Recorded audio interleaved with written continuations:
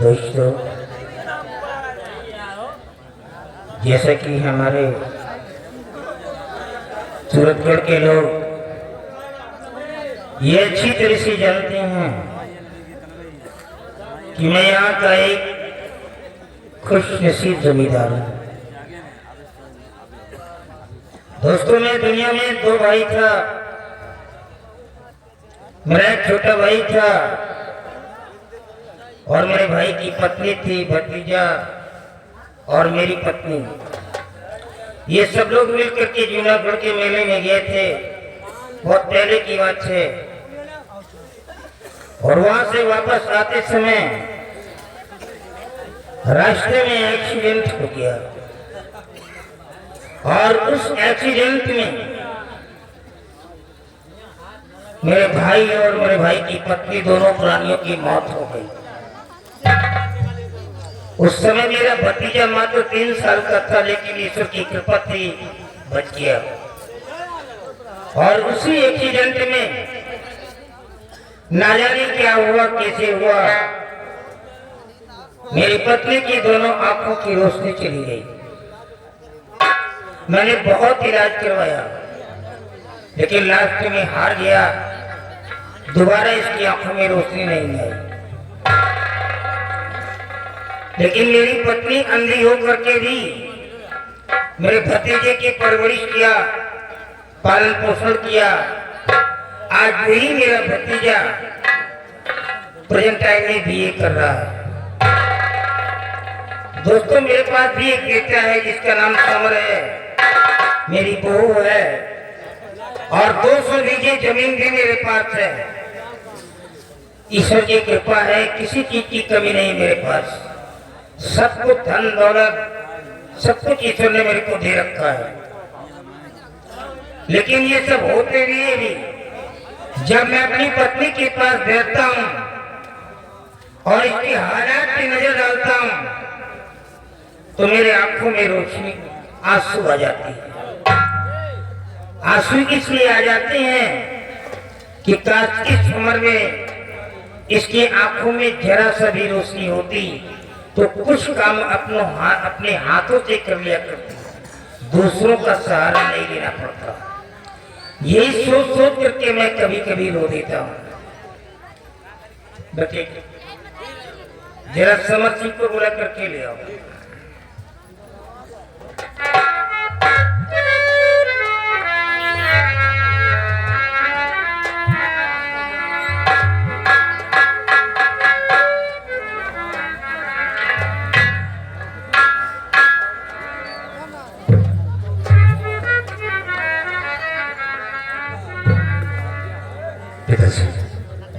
क्या बात है, क्या विश्व तुमसे बुलाई हो?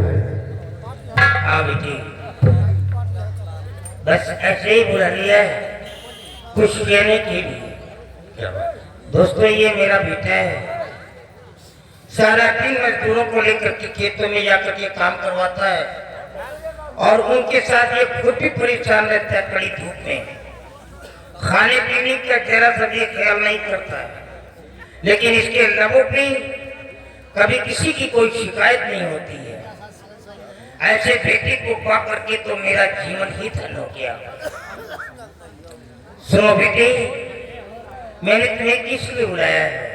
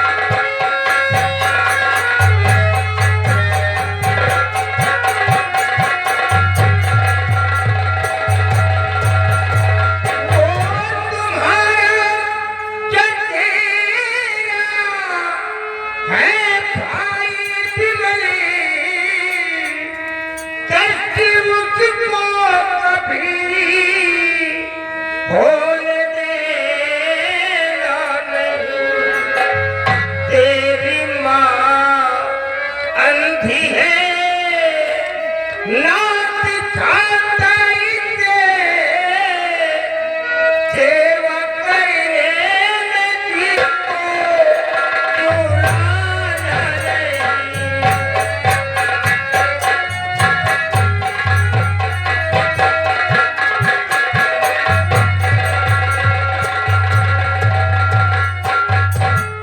बेटा समर, मेरे विमल को कभी एहसास नहीं होना चाहिए कि दुनिया में उसके पेरेंट नहीं है। और देख, ये तेरी माँ है, इसे एक सहारे की जरूरत है, इसलिए अपनी माँ का दिल कभी मत तोड़ना बेटी, नहीं तो मैं टूट जाऊंगा। अरे बजरंगी ठेकेदार मिस्त्री जी, ये भटपुरवा निवासी है, इस सीन पे 10 रुपए का इनाम पेश किया था। बाबू जी, आप लोगों की सेवा करना तो हम बच्चों का धर्म है। और बाबू जी कहते हैं जो औलाद माँ बाप की सेवा करता है उससे बढ़कर कोई तीर्थ धाम नहीं होते। बाबू जी, माँ बाप के शरणों में स्वर्ग और जन्नत होती है बाबू जी। और रही बात विमल सिंह की,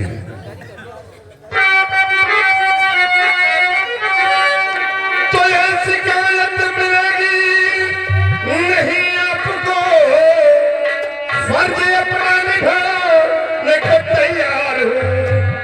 छोटा भाई विमल, आप दोनों की भी सेवा करने में मैं पूरा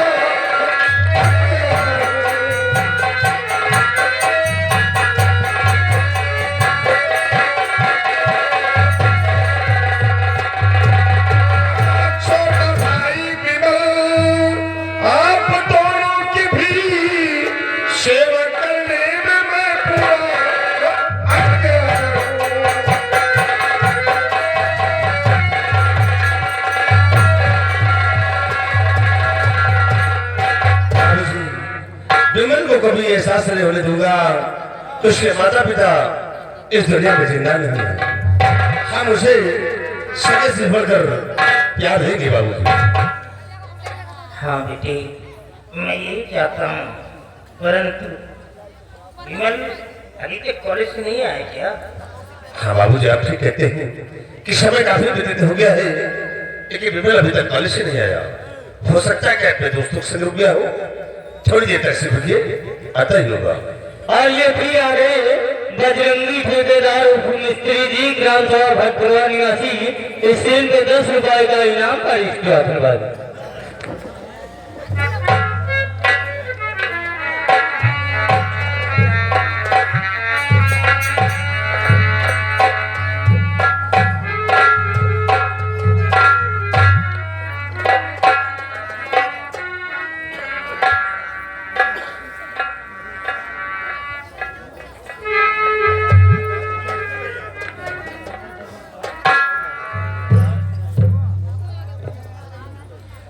जी, आज सबको एक साथ बैठकर मैं बहुत खुश हूँ, लेकिन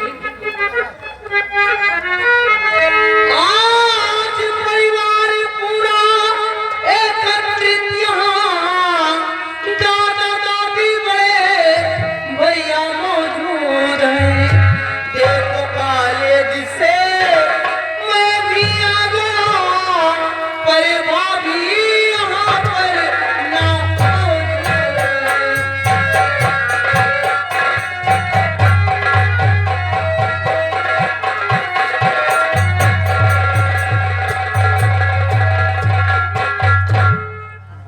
हाँ बाबू जी, सब कोई नजर आ रहा है, पर हमारी भाभी जी नहीं नजर आ रही। मैं जानता था कि तू ही बोलने वाला है, मेरे को पहले ही मालूम था, क्योंकि अपनी भाभी को जब तक तू देख नहीं लेता है तो परेशान रहता है, और तेरी भाभी जब तक तेरे को नहीं पाती है तेरे बगैर बिल्कुल बेचैन सी रहती है। अभी के पहले मैंने देखा था तेरी भाभी तेरे कपड़ों को वॉश कर रही थी। क्या हमारी भाभी जी हमारे कपड़े धुल रही थी? हाँ, आप प्रेजेंट टाइम में क्या कर रही हो मुझे जानता ये बताएगा। हाँ भैया, आप ही बतलाइए कि हमारी भाभी जी क्या कर रही हैं? विमल, तुम जानते हो कि भाभी तुम्हारे घर में अकेली है और उसी कितना सारा काम करता है, लेकिन हर वक्त तुम्हारे लिए खुद बेचैन रहती है कि जब तक तुम काले से नहीं आते हो सिर्फ तुम्हारी राह देखा करती है तो देवर कब आएगा। लेकिन इन बातों को छोड़िए, ये बोले कि तुम्हारी पढ़ाई कैसे चल रही है, पढ़ाई का क्या हाल है? भैया हमारी पढ़ाई बहुत अच्छी चल रही है।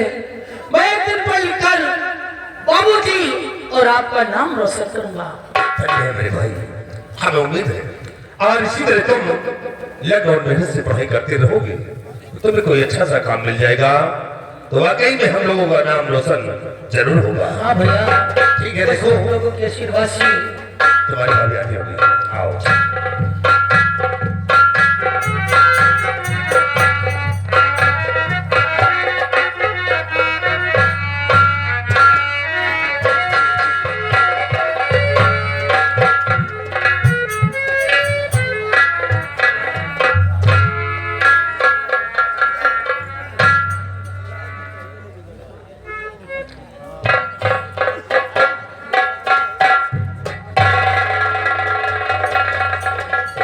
बाबूजी और माँ सभी लोग आपस में बैठ के यहाँ बातें कर रहे हैं।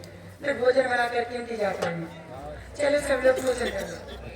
हाँ बेटे, दोस्तों ये हमारी बहू है, लेकिन हम इसको बहू नहीं कहते हैं, ये हमारे घर की लक्ष्मी है।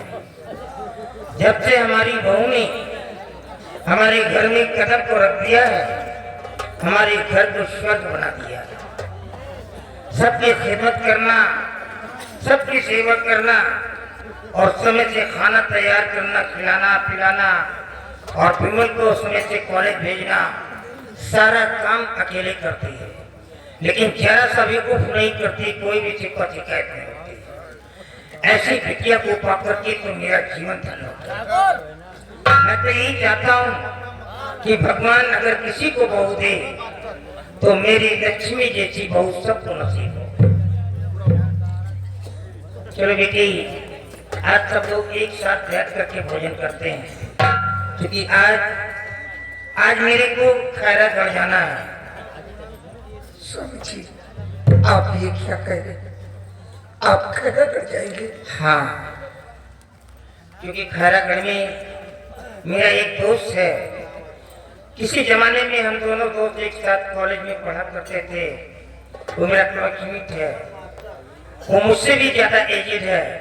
इस समय वो इल है, बीमार है, मेरे को देखने के लिए बुलाया है। स्वामी जी, आप मुझे छोड़कर कहीं मत जाइए। आप कहीं भी चले जाते हैं तो मुझे कुछ अच्छा नहीं लगता। तो एक काम करो, तुम अपने धोती के पल्लू में मेरे को बांध करके रख लो, कहीं ऐसा ना हो कि हमेशा हमेशा के लिए जुदा हो जाओ। स्वामी जी, आप ये कैसे ऐसी बातें कर रहे हैं? बेटा विमल, देख मेरे लाल, मेरे बाबूजी क्या कर रहे हैं? माँ आप क्यों परेशान हो रहे हैं? बाबूजी अपने दोस्त को मिलने के लिए जा रहे हैं, कोई परदेश तो नहीं जा रहे हैं। अरे 1 या 2 या 3 दिन रुकेंगे, उसके बाद तो फिर आ जाएंगे ना। आप क्यों परेशान हो रहे हैं? तुम अपनी माँ को नहीं जानते हो। ये जब से हमारे घर में कदम को रख दिया है, जब तक मेरे को खाना नहीं खिला दिया, इसने कभी पानी तक नहीं पिया। और मेरे थाली का झूठा भोजन जब तक इसने नहीं खाया है, कभी इसका पेट नहीं भरा। हम दोनों के जिस्म तो अलग है बेटा, लेकिन जान एक। हाँ बाबू, ये हम दोनों के बीच का एक आगाध प्यार है। और हाँ, हमारे गांव के लोग जब कोई मेरे को बुढ़ऊ कहता है, नहीं बुढ़ऊ, तो मेरे को गुस्सा आ जाता है। मालूम क्या कहता हूँ? खबरदार, मेरे को कोई बुढ़ऊ नहीं कहिएगा। मैं बुढ़ा नहीं हूँ। अरे मैं तो बिल्कुल एंगेस्ट हूँ, नौजवान। मैं कैसे बुढ़ा हो सकता हूँ जबकि मेरी भुजाओं पर 2-2 हाथियों की ताकत है? तो मैं बुढ़ा नहीं हो सकता। मैं कभी बुढ़ा नहीं हो सकता। हाँ बाबूजी, जिसके दो दो औलाद हो और वो भी नौजवान हो, वो वाला बुढ़ा कैसे हो सकता है? हाँ बेटा, हमारे घर की एकता और यूनिटी को हमेशा बना करके रखना। हमारे इस घर में कभी दो चूल्हे नहीं जलेंगे, और जिस दिन इस घर के अंदर दो चूल्हे जलेंगे, मैं कसम खा के कहता हूं, उसी दिन इस घर से मेरी अर्थी उठेगी। बाबूजी, ये कैसी ऐसी बातें करते हैं आप? अरे खुशी के मौके पर आप आंसू सुलगा रहे हैं बाबूजी। नहीं बाबूजी, आप फिक्र मत करिए, हम अपने इस परिवार को एक डोर में बांध के रखेंगे बाबूजी, कभी बिखरने नहीं देंगे। हेलो, ये आगे हमारे सुसम्मानित माननीय अभिमन मास्टर साहब, जो कि आप पूरा गांव में हंसी हैं, इस सीन पे खुद होकर 20 रुपए का इनाम पार्टी को धन्यवाद। और बाबूजी, से हमारे घर के सारे सदस्य लोग घर में एकत्रित रहते हैं, तो हमारा ये घर नहीं जैसे कि स्वर्ग नजर आता है बाबूजी। ये अपना घर पूरा स्वर्ग नजर आता है। स्वर्ग से सुंदर, सपनों से प्यारा है अपना घर द्वार। हम पर रहे बरसता यूं ही सदा तुम्हारा प्यार न छूटे, किसी का घर द्वार न छूटे, तुम्हारा प्यार न छूटे।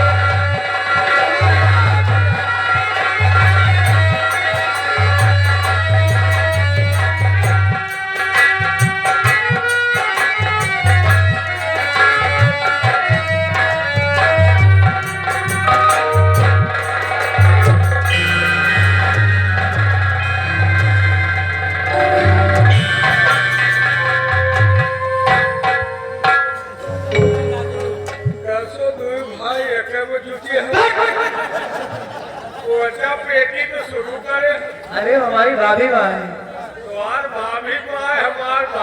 अच्छा, माँ और मौसी में कोई अंतर नहीं है। हाँ भाभी जी, आपने मुझे इस तरह क्यों रोक लिया? मौसम बना, क्या? खाने खावा वाला है। यार बाबूजी, सब लोग बहुत ज्यादा मस्ती करने लग जाते।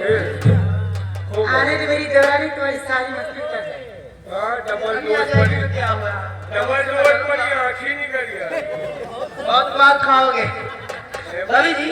ये मत ध्यान दियो, को मत ध्यान दियो। अच्छा, क्या समझ रहा? पता नहीं क्या समझते हैं लोग।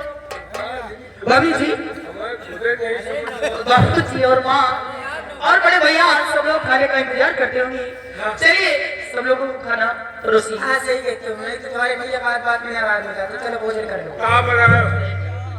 है ना? कहाँ बना है? क्या बनाओगे? हाँ? क्या खाओगे तुम? हम तो खा बिरयानी। ये क्या है? बिरयानी नहीं देते हो? नहीं। आलू, टमाटर, चावल, हल्दी, धनिया, मुर्गी के पंजा मलाई बना दो, बन जाए बिरयानी। ये मुर्गी तो पंजाबी खाते हैं। हम तो पंजे खाए दिए, तो खाना पकाना सब जब आए। छी छी छी छी। हम खाना पकाना खाए, जमा भाया चौनी पचौनी सब खा जाओ। ओ बहुत गंदे लोग हो तुम लोग। ये आगे राम बालक गौतम धबहा निवासी हैं। 100 रुपए घर मालिक साहब का व्यवहार। हरियाणा कोतवाली की तरफ से 20 रुपए के इनाम, पार्टी को लाख लाख शुक्रिया। कहाँ गंदे लोग हो तुम लोग? हमसे गंदा बोले इंसान। भाभी जी, आज के बाद इन लोगों को थाली में खाना नहीं दे रहा। हमको कहाँ देते? क्या? थाली में खाना। हाँ, अल्लाह ने कभी की वो तुम लोग इतने गंदे इंसान हो कि तुम लोगों को थाली में देने लायक हो ही नहीं। आज के बाद हम बनो बबूर के दोनों। बबूर का दोनों बना लोगे? अच्छा ठीक है, जिस दिन अगर बना के ले आओगे ना तो मैं उसी में भोजन मिलेगा। हाँ पक्का। भाभी जी वाकई में जब से आप हमारे घर में हैं तब से ऐसा लगता है कि मानिए के साथ साथ लक्ष्मी का स्वरूप हो। यार दोनों दिन लक्ष्मी जी का हमारे घर का ले चलो। 2 बीघा हमारे खेत मसाल ऊंचा गुलाल है तो गोलवा धरा जो साइड बाल करे हो गया। हमारी भाभी जी तुम्हारे खेत में जाएंगी? कभी नहीं। हमारी भाभी जी जब हमारे घर से निकलती नहीं है बाहर तो तुम्हारे खेत में कहाँ जाएंगी? अरे कैसे हाँ कभी अगर उस रास्ते से जाएंगे ना तो तुम्हारे घर में पैर रखवा देंगे। अगर रखवा दियो तो हमारे घर में ढक महाराज। हाँ ठीक है, इंतजार करना, कभी मौका आ जाएगा। भाभी जी माने के पहले आई कि